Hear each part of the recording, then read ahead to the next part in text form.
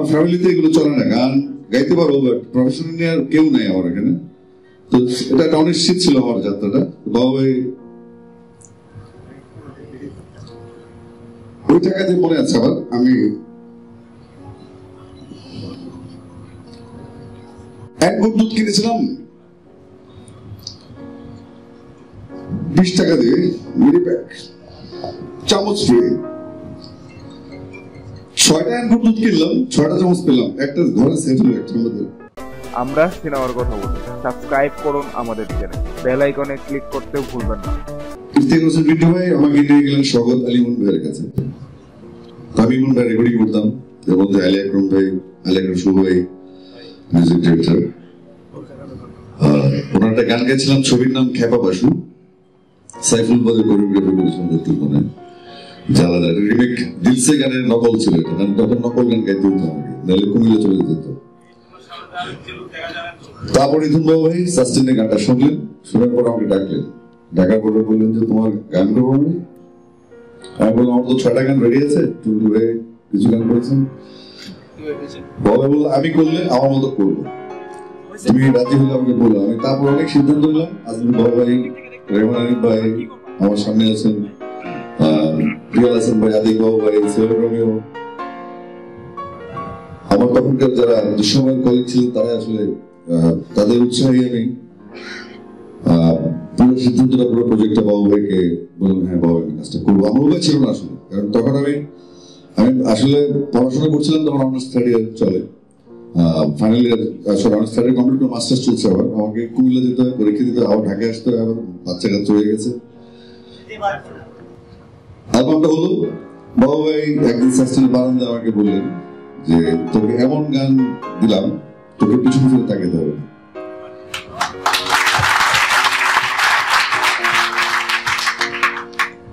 অসহায় অবস্থায় যখন জাহাজ সমুদ্রে ভাসে ঝড়ের মধ্যে, তখন কিন্তু মানুষ ভয় পায়, ঘর করে খুঁজে বাঁচার জন্য। এবং আমি এই সিদ্ধান্ত ভুল নেইনি। এবং আমার যারা সিনিয়র কলেজ ছিলেন, রেহমান আছেন এখানে, অন্যরা আসেননি এখানে, দেখা হচ্ছে না, তো সেটা অনেক আবেগের ব্যাপার। আমি গাইলাম ও প্রিয় তুমি কোথায়, গান শেষ, বাবা ভাইয়ের সাথে দিনের পর দিন, রাতের পর রাত, ওনার ঘুম থেকে তুলতাম, ওনাকে আবার ঘুম পাড়ে যেত, বাসায় যেতাম। একদিন আমরা ভোরে কাজ শেষ করে, তখন আমার ছোট ছেলে হয়ে গেছে, ভোরে আমরা কাজ করলাম, ভোরবেলা বেরোবো, আর বাবা ভাইয়ের অভ্যাস রাত জায়গা, আমার রাত জায়গা অভ্যাস, এটা বর্ণ নয় আমাদের, ভোরবেলায় জন্মগ্রহণ করছি মনে, আমারটা কনফার্ম।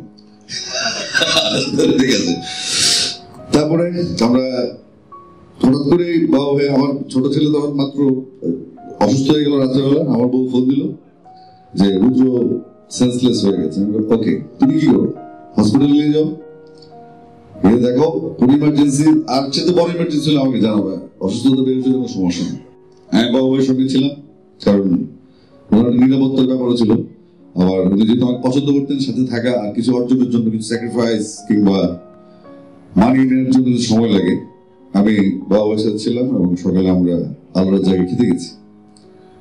খাওয়ার পরে বাবা ভাই আর আমি আমার শহীদবাগে আলবারাক হসপিটালের গলিতে বাসা বাবা ভাইয়ের, শহীদবাগে, মানে সুলতান মোহাম্মদ বাবা ভাই। বাবা ভাইকে দেখছি না আজকে একটু, হ্যাঁ বাবা ভাই রাগ করছে কেন গানটা দিলাম না, এটা বলতে। হঠাৎ করে বাবা ভাই গাড়ি সামনে ব্রেক করলেন, ব্রেক করে নামলাম, নামার পরে আমি চলে যাচ্ছি, বাবা ভাই গাড়িটা ব্যাক করলেন, ব্যাক করে আমাকে বললেন কিন্তু তোর মন খারাপ কেন? না মন খারাপ, ঠিক আছে আমি চলে যাচ্ছি, তোর টাকা নেই তোর পকেটে, তাই না? আমি কিন্তু সচ্ছল মধ্যবিত্ত পরিবারে শিক্ষিত ছিলাম, কিছু করার ক্ষমতা আমার ছিল, চাকরি করার ক্ষমতা ছিল, তার আমি লেগেছিলাম।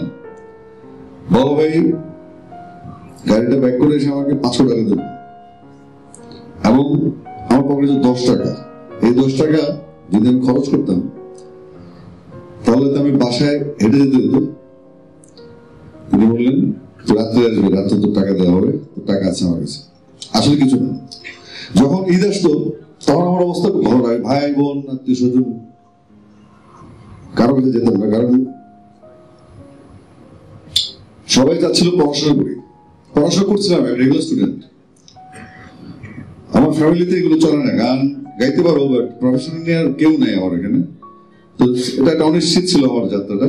বাবা ভাই ওই টাকাতে মনে আছে আবার আমি এক গুড় দুধ কিনেছিলাম 20 টাকা দিয়ে, মিনি প্যাক, চামচ ফ্রি। 6টা এক গুড় দুধ কিনলাম, 6টা চামচ পেলাম, একটা ঘরে সেট হলো একটা আমাদের। এরকম অসংখ্য গল্প বাবার সাথে আছে আমার। আমরা উনি মেজাজি মানুষ, কিন্তু খুব শিশু, একদম শিশুর মতো মন। ও প্রিয় যখন রিলিজ হলো তখন বাবাই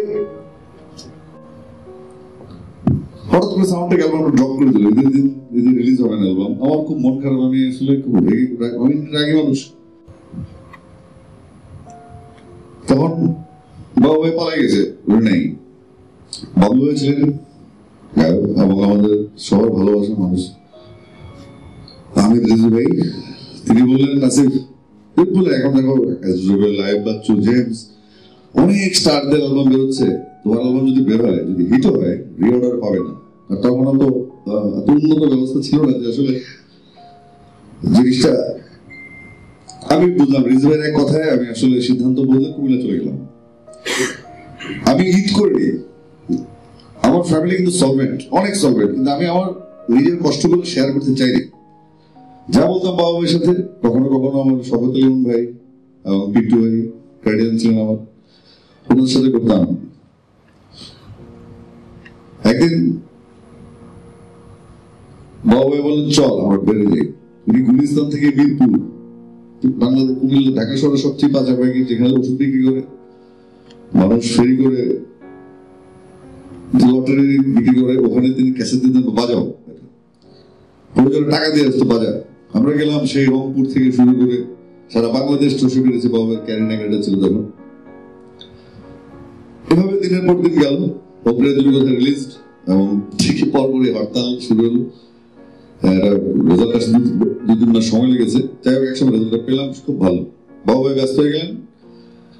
তো বাবা ভাই যখন ওই সময়টা, আমার দুঃসময়টা, যখন উনি ঈদের শপিং করতেন, মনে আছে জহির এসি মার্কেট, ওখানে ওনার একটা পরিচিত দোকান আছে।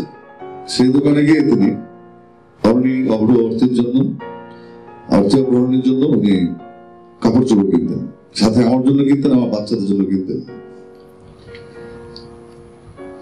এই শোধ হওয়ার না, আর সম্পর্ক যেটা আমাদের যে গ্যাপ, এই বিষয়ে আমরা যাচ্ছি না। শুধু যাচ্ছি একটা জিনিস, আমরা যদি আওয়ামী লীগ সরকার 21 বছর পরে ক্ষমতা আসতে পারে, আমরা 18 বছর পরে একসাথে কাজ করতে পারি। সুতরাং এই চলা শুরু হল, এবার কৃতজ্ঞতা জানানো শুরু। ধ্রুবদা আমাদের এখন টাইকুন ইন্ডাস্ট্রির, ওনার সাহস, ওনার এক গান আগুন ছিল কোরিওগ্রাফার। আগুনের মাধ্যমে আমি নতুন ভাবে আমার ইন্ডাস্ট্রিতে আসলাম। অনেক আমার মিউজিক ভিডিও করার কোনো ইচ্ছা ছিল না আসলে। আমার প্রথম গান শুনবে, গান বানাই, এটা ভালো। কিন্তু আগুনের মাধ্যমে শহীদ নাসির প্রজেক্টে জুয়েল মুর্শিদের সুর সঙ্গীত, শহীদ সুফিয়ানের কথায় আগুন গান, প্রথম গানটাই সফলতা পেলাম, এবং তারপর ধ্রুবদা আমাকে অন্যভাবে দেখা শুরু করলাম। তারপর থেকে গল্পটা আপনারা সবাই দেখতে পাচ্ছেন। এখন মাঝখানে ইতিহাস যাচ্ছিল কাক কথা। বাবাবের কাছে যাকে পাঠিয়েছি, সে বাবাকে কি বলেছে, আপনার সম্বন্ধে এটা বলে। আমি কিন্তু তাকে হেল্পের জন্য পাঠিয়েছিলাম, এবং তারা কারা এটা আসলে খুব দ্রুত জেলখানে যাওয়ার পর চিহ্নিত হয়ে যাবে, খুব দ্রুত। আমি কাউকে ছাড়বো না। আমরা 19 বছর পরে একত্রিত হলাম গানের মাধ্যমে। আমরা কিন্তু কখনোই পারস্পরিক কাদা ছুড়ি করে নেই। এর মধ্যে মিডিয়ার একটা অংশ আছে, বেয়াদব অংশ, যারা চেষ্টা করেছে ক্যাশ করার জন্য, আমাদের মধ্যে গ্যাপগুলো বাড়ানোর জন্য। আশেপাশের লোকজন ছিল, বাট যখন চুপচাপ কষ্ট হয়, বাবাকে বলছে, বাবা চল কাজ করে, আমাদের কাজ করতে হবে। এবং বাবার পেমেন্ট অনেক হাই। আমি বলছি, বাবা কাজ করতে হবে, আমাদের কোম্পানি বা ইন্ডাস্ট্রি সেট করতে হলে আমাদেরকে একটু কম্প্রোমাইজ করে এদেরকে এনকারেজ করতে হবে যেন আসে। এবং আমি গত 2 বছর কাজ করছি বাংলাদেশে মিউজিক ইন্ডাস্ট্রি, গত 2 বছরে যথেষ্ট পরিমাণ ভালো উন্নত হয়েছে, অনেক কাজ হচ্ছে, অনেক কোম্পানি আসছে। এটার মূল উদ্যোক্তা হচ্ছেন ধ্রুবদা। ওনার জন্য ঘুরে হাত তালি চাই, কারণ সবাই গান গায়, সবাই লিখে, সবাই শুরু করে। পেছনে প্রডিউসার যেমন সুলতান মোহাম্মদ বাবু ভাই, উনি চিটকোট বানিয়ে বলেছিলেন, এই মনে রাখবেন নাসির করে, আসছে বাংলাদেশে, এবং তাই হয়েছে। আমি জানতাম না, আমি অদ্ভুত ছিল না। অনেকে আমার সাথে জড়িত আছেন এখানে, আমার জীবনের সাথে অনেক গল্প আমি করি না, আমি একটু হার্ড টাইপের লোক, আমি পরিস্থিতি কেমন এমন। এখন আমরা একটা পরিবার করেছি, আমার সাথে যাদের সাথে মেলামেশা হয়, এখন যাদের মেলামেশা করি, তারা আসলে সবাই এখান থেকে হতে হবে। মিনিমাম ডিস্টারবেন্স ম্যাক্সিমাম প্রবলেম করে দেবো ইন্ডাস্ট্রিতে যদি কোনো ঝামেলা হয়। আমরা গান গাইতে চাই, তখন একটা সুন্দর প্রপোজাল দিয়েছেন আমাদের সিনিয়র আর্টিস্ট, আমাদের গুরুজন, আমাদের প্লেব্যাক সম্রাট, আমরা অনেক উপাধি দিয়ে তাকে খুশি আছেন। কারণ খুশি ভাইয়ের গান আমাকে ওই টাইপের গান দেওয়া হয় ফিল্মে, আমি বললাম খুশি আলম 2, আমাকে প্রাউড ফিল করেছে। শহীদুল্লাহ ফরিদ জ্ঞানী বুড়ি মানুষ, এবং ওনার অ্যাডভাইস আমি নেই, ঠান্ডা মানুষ, একটাই সমস্যা, বিয়েটা করেননি।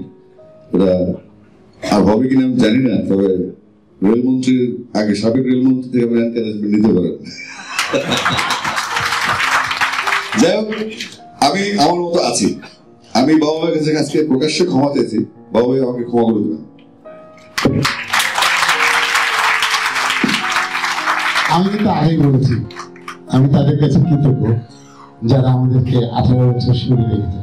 কারণ এই ভালোবাসাগুলো ওর জন্য জমানো হয় না, ফটো 18 বছর পর আমার ছেলেকে পেয়েছি, জোয়ান ছেলে।